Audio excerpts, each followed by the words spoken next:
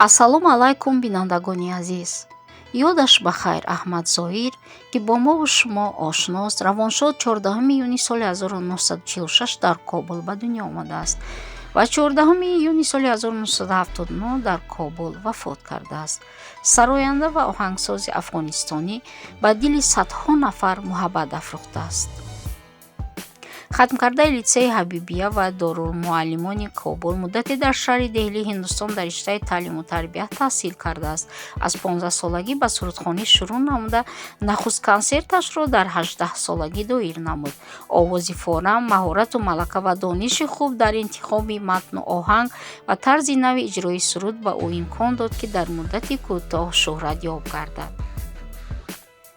феҳристи таронаҳои Аҳмад Зоир беш аз 600 сурудро дар бар мегирад, ки асосан бо забонҳои дарӣ ва чанде бо забонҳои пашту, ҳиндӣ, англисӣ ва русӣ суруда шудаанд. Оҳангу таронаҳояш аз рӯйи сабку шеваи иҷро асосан дар пайравии оҳангҳои анъанавии миллӣ ва қисман сабки мусиқии ҳиндӣ ва ғарбӣ эҷод шудаанд.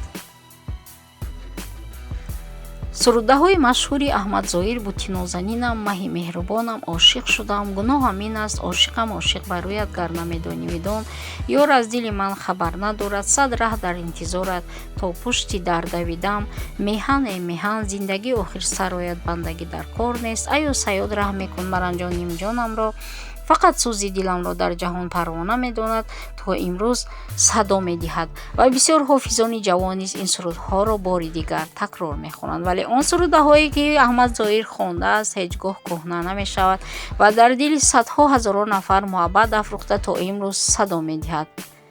худованд ҷояшро ҷаннат гардонад.